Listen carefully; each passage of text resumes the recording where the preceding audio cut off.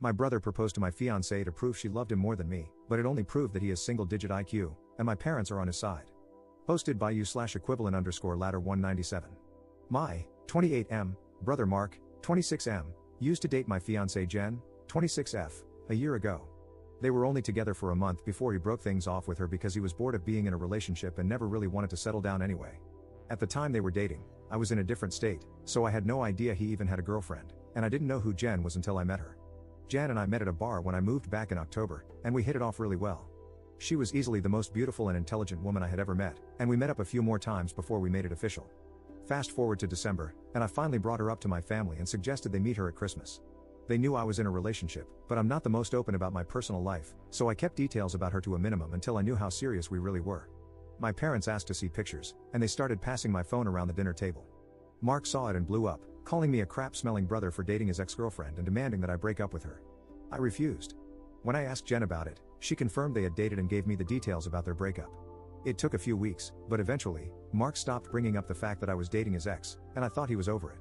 On Jen's birthday this year, I took her out to a fancy dinner with both of our families and her closest friends, and I asked her to marry me. Mark flipped out again and caused a scene about me proposing to her, which my sisters and I immediately shut down. The incident happened this past weekend. Mark had been pretty quiet about the whole situation for the last 2 months. I didn't see him much and figured he had gone low contact with me, which I had no problem with. Then, he invited Jen and me to a family dinner at his apartment with our parents and sisters. I thought it was weird, but since our parents and sisters were also going, we agreed to attend. The dinner was nice, nothing too fancy, and we moved to the living room to talk. About 30 minutes into the conversation, Mark stood up and said he had an announcement. He gave a long speech about being happy to have his family around for his big moment, then got on one knee and pulled out a cheap ring while asking Jen to marry him. Jen was confused and obviously uncomfortable, demanding that he put the ring away and stand up. My dad tried to grab Mark, but I got to him first and punched him. I won't repeat most of what was said, mostly because I was too angry to listen, but he said something along the lines of wanting to show me that Jen wasn't really into me and just wanted to get back at him. Before things could get worse, my parents rushed me out and promised to talk to him. It's been a few days since it happened, and I'm still pissed off. I don't know what to do at this point. I'm scared Jen might have second thoughts about marrying me because of this. Any advice? Update 2 days later. First, I want to thank everyone for reading. It's been a busy weekend, so I haven't had the chance to reply to many people, but I appreciate all the feedback, even the criticisms. Now for the update, I called Mark and asked him to meet up with me at my place to talk. I told him I would prefer Jen to be there as well, but I was fine with it if he didn't want her around. He agreed to talk to both of us and showed up at my place around noon today. It was pretty quiet for a few minutes before I started the conversation. I apologized for not warning him that I would be proposing to Jen, and I also apologized for hitting him. He said it was whatever, but he appreciated the apology. I told him what Jen had said about their relationship and breakup when I asked her about it, and I asked him to confirm if it was true. I explained that his reactions throughout this whole situation have been extreme, and I wanted to make sure I wasn't misunderstanding their relationship or downplaying how serious they were. He confirmed that they only dated for a few weeks and that he broke up with her because he lost interest. Jen asked if he was acting like this because he still had feelings for her or regretted ending things. He said he could admit that he found her more attractive than when he last saw her, but there weren't any feelings or regrets. He said he just didn't like seeing a girl he dated, even if it was short term, with his older brother, and as a man, I shouldn't have violated him by pursuing things with his ex. I reminded him that I had no idea they had dated, so it wasn't like I consciously did this knowing their history. He shrugged it off and said it didn't matter, I still should have broken it off. He was adamant that if the roles were reversed, he would have done the same thing, which I doubt. I asked him why he proposed to her if he didn't have any lingering feelings. To sum it up, he said he had been talking to one of his buddies who was around when Mark and Jen dated. The guy put the idea in his head that maybe Jen knew from the start that we were related and was doing this to get back at him, considering she had been hung up on him after they broke up. He and his friend thought it would be a good idea to test this theory, so Mark came up with the idea to propose and see if she would dump me for him. Jen asked him to elaborate on why he thought she was hung up on him, and he told her that he'd heard she was asking about him after the breakup and still hanging out at the places they used to go, so he thought it was a valid assumption. Then, when she randomly showed up with his brother, it affirmed his suspicions. Jen told him she had only asked about him once after the breakup and that she'd been hanging out at those places with friends even before they started dating, so she wasn't going to avoid them because of a breakup. She also said she was offended by the idea that she would stoop so low as to pursue me just to get back at him. He shrugged, gave her a half-hearted apology, but said she had to see it from his point of view. He asked her if she really didn't know, and she told him that she hadn't noticed the resemblance between us until we were in the same room, and since we act nothing alike, it never crossed her mind. He accepted that and said, "Okay." That pretty much wrapped up the conversation. Before he left, he told me I could take back his invite to the wedding because he couldn't bring himself to support our relationship, knowing he used to date her. I told him not to worry about it, as he was most likely going to be uninvited anyway. It's been a few hours since our talk, and I do feel better. My parents aren't too happy about him being uninvited, but they understood that it was a mutual decision and probably for the best. My sisters told me they knew he didn't have a good reason for being a jerk, and they don't blame me for not wanting him at the wedding. As of now, I'm going to limit contact with Mark, and I doubt he'll reach out to me anytime soon either. Second update 2 months later. It's been a while since I last posted, but a few things have happened since my last conversation with Mark. I've been low contact with Mark since then. I haven't called him, and he hasn't called me, and our only interactions have been in family settings. As it stands, my mom is now upset that Mark is still uninvited for my wedding. It started with a comment made during my younger sister Sophie's, 22F, birthday. Her boyfriend of about 4 years proposed to her at the end of the night, and we sat around talking about what she envisioned for her dream wedding. She talked a bit about wanting a destination wedding, her ideas for the cake and dress, and then said something like, "Teddy, I know Mark's banned from your wedding, but you won't care if he comes to mine, right?" I laughed it off and told her I couldn't get mad about her guest list even if I wanted to. My mom gave me this weird look and asked if Mark was still not invited to my wedding. I told her yes, and she got irritated. She said she thought I was joking and accused me of being unreasonable for going through with banning him since he's family. She accused me of holding a grudge just to be petty.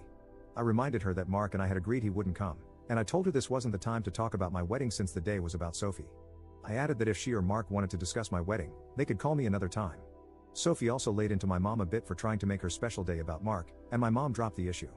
For those of you wondering, Mark wasn't at Sophie's party because he apparently had to work and couldn't make it. A few days later, my mom stopped by my house and said she wanted to discuss my wedding. She asked me why I was so adamant about Mark not coming. She said I shouldn't be so insecure about Mark and Jen's previous relationship and that uninviting him was a step too far. I told her that Mark and I had mutually agreed he wouldn't come, and if he had a problem with it, he could talk to me himself. We got into an argument, and she said that if I wasn't going to re-invite Mark, she wouldn't be coming either because I was ostracizing her son. I shrugged and told her if that's what she wanted, she could toss her invite in the trash because I wouldn't beg her to be there. She asked if I would really be okay with her not attending, and I told her it wouldn't be the first time she missed one of my events because of Mark. She said I was being a prick for throwing her past mistakes in her face, and she stormed out. After that, I started getting messages and phone calls from her and a few family members, saying I was in the wrong and urging me to invite Mark just to keep the peace.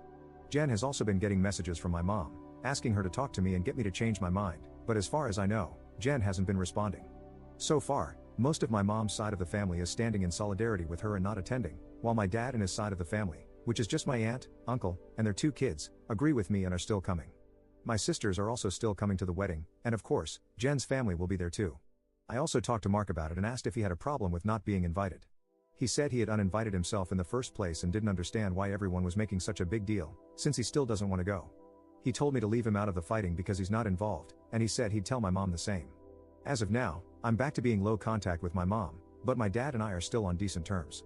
I'm still deciding whether to re-invite my mom and her side of the family, if they change their minds about the boycott, but the chances are low, and I've told my dad this, which he understands. For now, Jan and I have started looking into downsizing the venue since the guest list is significantly smaller.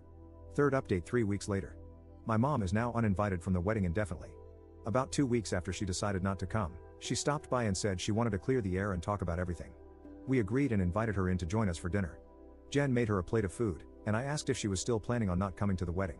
She said that while she wanted to attend, she couldn't get over me not inviting Mark because of a simple mistake. I reminded her that his simple mistake was proposing to my fiance while I was sitting less than 3 feet away from him, and she said it was just a joke. Jen then asked why she wanted to talk if she was still maintaining the same stance on Mark coming to the wedding. My mom said she wanted to talk to Jen and was hoping Jen would hear her out and convince me to invite Mark again. Apparently, she assumed I was at work and that she could catch Jen alone. Jen politely told her that while she understood her thought process, she wouldn't have had that conversation without me present since this involves my brother. My mom made a comment along the lines of Jen being spineless and unable to have a conversation without me thinking for her, which started a heated back and forth between the 3 of us. Eventually, Jen told her to leave. As Jen got up and walked towards the door, my mom followed, still screaming at her. By this point, she was yelling about Jen tearing our family apart. While Jen was unlocking the front door, my mom grabbed her by the hair and pulled her to the ground, still screaming. She hit Jen and tried to claw at her face, so I dragged my mom off of her and threw her outside. She banged on the door for a few minutes while I made sure Jen was okay, then she left and called both of us repeatedly. When I was sure Jen was alright, I texted my mom and told her not to bother reaching out again because we would never speak to her again. I called my dad and sisters to tell them what happened. My dad was surprised and tried to make excuses, saying she'd been stressed about the whole situation for a while. My sisters said they knew she'd snap eventually since she's always been a crazy B-word, and they offered to come over to make sure Jen was okay. I asked Jen if she wanted to press charges, but she declined, saying she just wanted to cut contact with my mom for good. I told her that part was obvious, but she should still talk to the police since she was physically assaulted. However, Jen doesn't want my mom to get arrested. Thankfully, my sisters and Jen's mom came by to comfort her, so she's doing okay. My mom is blocked on everything until Jen says otherwise. I genuinely don't know what to do now. Jen doesn't want to go to the police because she feels guilty about having my mom arrested over this, but my sisters and I want to convince her to file a report. At the very least, I'd want documentation in case something happens in the future. Profile post 2 days later. Some people have been asking questions about my mom and my decision not to be open with Jen about my relationship with my parents, so I figured I'd give some background on why things are so strained. Like some of you mentioned, Mark was the golden child. He was my mom's baby boy, and she didn't do much to hide it. My parents didn't spend much time with my sisters and me like normal parents do unless they had to, but they spent as much time with Mark as possible. They would take him shopping while we stayed with a sitter, or bring him home his favorite food and toys when they shopped alone. He usually got better things compared to the rest of us, like new, expensive clothes while ours were thrifted, or new toys just for him, whereas we had to share older toys with each other. If my sisters and I got gifts, they were for us to share, but my mom made it clear that Mark's things were only for him, and we weren't allowed to touch them. When Mark would screw up, I'd get punished for not being a good role model and for not showing him the proper way to behave. For example, when Mark went through a phase of breaking his toys, I got the beating because, according to my mom, he obviously learned the behavior from me. When he was 8, Mark got in trouble at school for trying to push a kid down the stairs. I was grounded for 2 weeks and told to apologize to the kid for not teaching my brother better. When I turned 13, I pushed my parents to start giving me an allowance. They agreed, as long as I did household chores like mowing the lawn, taking out the trash, raking leaves, etc. It was usually around $25 a week to help me start saving. Mark saw that I was getting money and begged my parents for an allowance too. Instead of making him work, $10 of my allowance was given to him each week because we were doing such a good job with our chores, which he never helped with. Whenever I asked him to pitch in, he'd tell me it wasn't his job to do chores, so why should he bother? It was around this time that I started really distancing myself from my brother. By the time I entered high school, we only talked to each other when we needed small favors or when we absolutely had to. I got my first job when I turned 17 because I wanted to finally get my own car and earn money that my parents couldn't force me to give to Mark. My oldest sister, Maggie, helped me open my own bank account and taught me how to properly budget and save my money. After all my hard work, I bought my first car at 18. When Mark got his license, my parents asked me to let him use my car to get around and for extra practice behind the wheel. Reluctantly, I agreed, and for a while, the arrangement worked fine. Mark used my car when I didn't need it and helped maintain it. However, when he expressed wanting my parents to buy him his own car, my mom came to me and told me I should give him my car because he needed it more. When I refused, she threatened to kick me out. We had a big fight that night, which ended with her giving Mark my car and taking me to transfer ownership to him within the next few days. Since I didn't have anywhere else to go at the time, I just sucked it up and signed it over. When I graduated high school, both of my parents skipped the ceremony because Mark didn't want to sit through a long event just to see me get a piece of paper, and my mom didn't want to leave him alone for the night. So, I only had the support of my sisters, along with my aunt and uncle, who wanted to take me out to celebrate. However, they ended up having to bring me home at my parents' request because they had made me dinner to make it up to me. The dinner, unfortunately, was something I couldn't eat because my mom had put shrimp and chicken on the same serving dish, and I'm allergic to shellfish. In my first year out of high school, I worked 2 jobs to buy myself another car, and at the start of the new school year, I moved away for college and cut contact with my parents. They, mostly my mom, tried to reach out for the first few months through social media and Sophie, but I never responded. I also told Sophie she'd be cut off too if she kept trying to connect us. When my mom couldn't get to me through Sophie, she tried going through my older sister Charlotte, and a few times through Maggie and Mark, until I threatened to file a restraining order for harassment. It was a bluff because I had no idea how to do it, but it managed to scare her off. After that, the most I received from her were occasional happy holidays texts over the years. Around the time I moved back, Charlotte told me that they had been seeing a family therapist, at her request, and my parents wanted to apologize for how they treated us. I was hesitant, but I agreed as long as they were genuine, and the reconciliation process started when I moved back home. That doesn't even scratch the surface of everything they put me through, and it took a lot for me to even begin letting them back into my life. When I met Jen, I wasn't sure where my relationship with her was going or where things stood with my parents. I didn't want to mention my family at all, mostly because I was prepared to cut contact again if needed. Jen was understanding that it was a sore subject and didn't press for more details. I hope this helps shed some light on some of the questions I've been seeing pop up. 4th update 17 days later. I want to thank everyone who's taken the time to give me advice on what to do going forward, as well as all the kind messages and comments I've received over the past few days/weeks. Jan and I have read the comments together, and we appreciate everything. To answer the most common question about why I chose to reconnect after everything, the short answer is that I would do anything for my sisters. Charlotte wanted the entire family around for the birth of her first child and to help her adjust. She didn't want part-time aunts and uncles who would only visit her kid during birthdays and holidays. She was never the type to ask for much of anything growing up, so when she asked if I would be willing to try for her, I agreed because it would make her happy. I also think part of me hoped that maybe my parents had changed. I don't regret trying to reconcile, either. My parents are still terrible, but I met the love of my life, so I call it a win. A few people wanted to know if there's an update, so here we go. Sorry if it's a bit messy or confusing, a lot has happened. We filed a report with the police and were told that, even though Jen doesn't want to pursue anything, it's not up to us to decide whether it goes further, though they would keep our preference in mind. We provided solid evidence of the assault, including pictures of Jen's face and texts between my mom and dad about what happened. We were advised to report and document any future incidents involving my mom, in case anything else happens. Considering where we live, I doubt it'll go anywhere, but at least it's on record. I received about 100 angry text messages from my mom, which tells me they at least spoke to her about the incident. My mom tried to corner me as I was leaving work and screamed at me about trying to ruin her life. She kept yelling that I was an awful son for trying to get her arrested over a small misunderstanding and that she didn't understand what she'd done to deserve being punished like this. I told her that if she didn't want to be in legal trouble, she shouldn't have hit Jen. She demanded that I tell the police to drop the report, which I refused. I reminded her of what the officer said about it being out of my hands. She had a tantrum in the parking lot and hit me a few times, just on the chest and arm, before security intervened and escorted her off the property. I had to talk to my boss about the incident, but luckily, she was understanding after I explained everything that was going on. When I got home, I told Jen what happened. She was upset and asked that we discuss our plan for dealing with my family moving forward. It was a long talk, but we took the advice of some Redditors and decided to go completely no contact with my family, aside from my sisters. We agreed that having them in my life is adding unnecessary stress for both of us, and we aren't even married yet. Jen said she wanted to consider moving away to put some distance between us and my family. She explained that she had tried to stay out of my family issues because it wasn't her place, but she refuses to deal with my mom's behavior or my dad enabling her abuse any longer. A lot more was said, too much to include in this post, but I agreed with her that they were more trouble than they're worth, and I don't want to put up with this anymore either. I also agreed to start therapy, and Jen is helping me find a therapist. I decided to call my dad after our talk and let him know that I would be going no contact. He didn't answer the first time I called, so I left a message asking if we could have a long conversation. When he called back, he asked if it was okay for my mom to be part of the conversation. I told him it was fine, since she needed to hear what I had to say too. The conversation went about as well as you'd expect. I told them both that Jen and I are cutting them out of our lives. My dad demanded to know why I would do something like that after going through all the trouble of repairing our relationship. I explained that this whole situation with Mark has shown me that nothing is truly repaired between us, and as far as they're concerned, the world revolves solely around my mom and my little brother. I told them that their continued favoritism toward Mark has brought our relationship to a point of no return, and I wasn't interested in holding on to a failing relationship anymore. I explained that I agreed to reconcile for Charlotte's sake, but I don't appreciate all the disrespect toward Jen and me, and I won't put up with it anymore for both our sakes. To my mom specifically, I said I was tired of her using me as a scapegoat for her bad parenting and for Mark's attitude. I also told her that I would never forgive her for what she did to Jen, nor for what she did to me and my sisters growing up. She started to say that I should move on like my sisters have, but I cut her off and told her she should take their forgiveness and move on because she would never receive it from me, especially after everything she's done these past few weeks. She started crying and asked how I could treat her like such a villain. I told her that she could only be upset with herself because I've done nothing wrong. She cried harder and said she regretted having me and that I've only tried to ruin her life. This started a heated argument between my mom and Jen once again.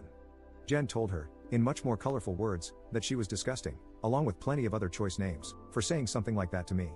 I'm not sure if my mom left the room or just decided to stay quiet, but she stopped talking once Jen finished. My dad said he wasn't okay with being shut out of my life and asked me to try to understand my mom's point of view. He said she was also struggling because her kids were at odds, and I was being unfair by punishing her for her struggles with raising and caring for us. The last thing he said was that we were a family, and I shouldn't let past mistakes stop us from moving forward together. I told him that the only people my mom ever cared for were Mark and herself, and there was nothing he could say or do to change my mind.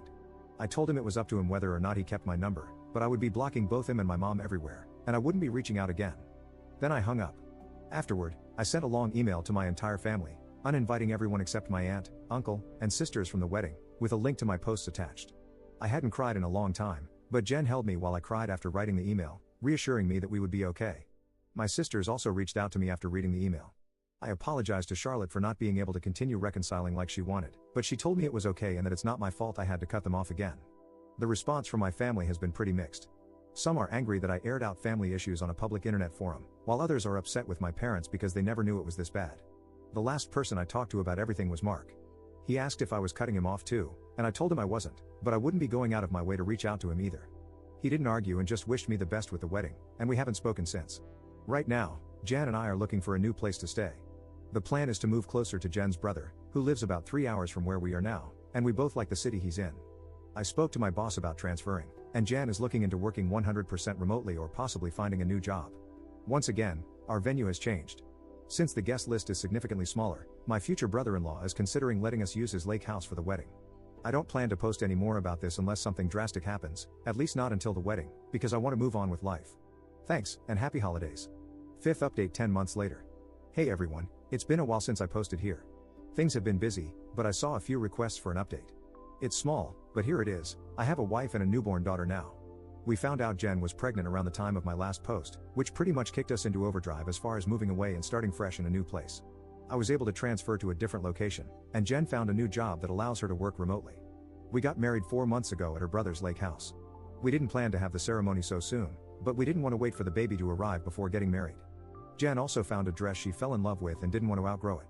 It was a small ceremony with mostly her family present, but my sisters, aunt, and uncle attended as well. I know some people probably expected to hear about a huge blowout at the wedding, but honestly, it was easily one of the best days of my life. My daughter was born early last month. She's beautiful, happy, and healthy, and Jen is doing well too. The last stretch of the pregnancy was hard on her, both emotionally and physically, but she's been doing much better since giving birth. She's seeing a doctor regularly during this postpartum phase due to complications she had during the pregnancy, but so far, there haven't been any major health concerns. Aside from complaining about the doctor visits, I don't think I've seen a frown on her face since we brought our daughter home. As for my parents, I haven't heard from my dad, but my mom did reach out a few days after the wedding. Apparently, my uncle sent them some of the photos taken at the wedding. My mom made a fake Facebook page and started spamming Jen and me with angry messages about being excluded from both the wedding and Jen's pregnancy. She went on a lengthy tirade about being entitled to be part of her grandchild's life and how unfair it was that she wasn't allowed to be present in our lives. She asked to visit us, demanded that we visit her, and even asked to be in the delivery room, all of which I quickly shut down. I screenshot everything and emailed it to myself in case I need it for a restraining order in the future, then I blocked her.